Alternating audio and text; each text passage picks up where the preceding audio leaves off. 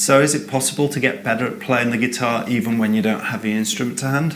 Well, according to Neuroscience, it is, and there's quite a lot of research out there that backs this up, both from the point of view of beginner musicians, but also from the point of view of elite concert-level classical pianists, for example.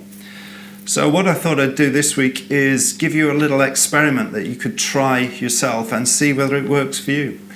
Now, the exercise we're going to do is a useful exercise in its own right, so if you can't be bothered with a mental rehearsal, it's still worth getting this under your fingers and understanding how to play this. But the structure's like this anyway. I'm going to show you how to memorize 6 3-note fragments, and then we're going to rehearse playing them on the guitar just so you get the feel of it. And the idea here is to notice how you approach playing these, what feels awkward, what feels good. So at the later stage, at the next stage, is over the next few days that you rehearse doing this in your head. And then finally, at the end of the process, you come back and test it on the guitar and see whether you can actually feel an improvement or not.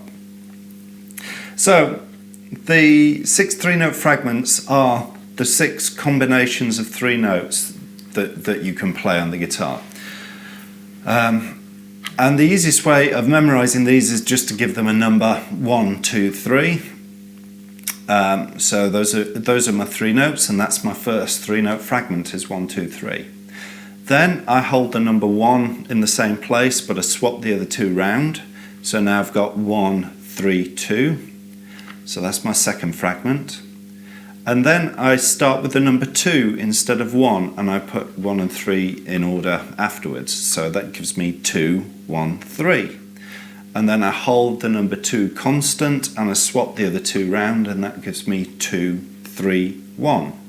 And then finally I do the same again. I move number 3 to the start of the sequence and put the other 2 in order. So that gives me 3, 1, 2.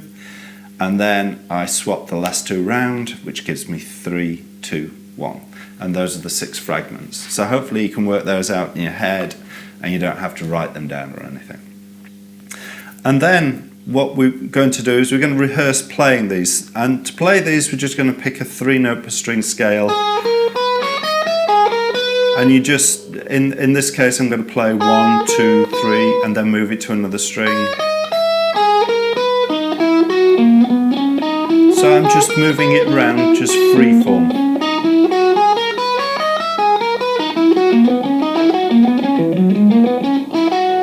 And just noticing how I approach playing this, where my fingers go, which fingers I use on which fret. And then I move on to the next fragment, 1, 3, 2. And that's a little bit more awkward. And then 2, 1, 3.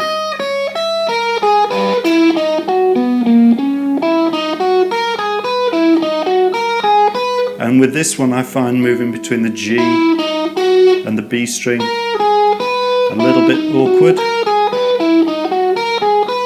So I'll make a mental note of that, so when I rehearse this, that's something I can dwell on as well. And once I've played through all of those and committed the shapes to memory and committed the fingering to memory as well, over the next few days, when I have a spare 5 minutes through the day, maybe when I'm eating lunch or when I'm on a train or walking to work or driving or anything where I can let my mind wander, I visualize myself playing this exercise. Now, the most important thing here is to be as vivid as you can be while you're visualizing it. The more vivid you can be, the better it will cross over to your actual playing as well.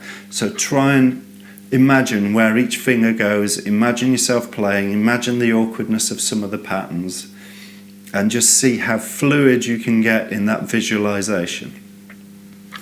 And then, as I say, at the end of this, come back in the next few days and just try it again, see what it feels like. Now, with all of this stuff, nothing is going to be as good as time with the instrument itself. It's never going to be better than that, so you need to set your expectations. But I'd be interested to hear whether this actually has helped you or not, so leave a comment down below, just let me know whether this is something that you found useful or not.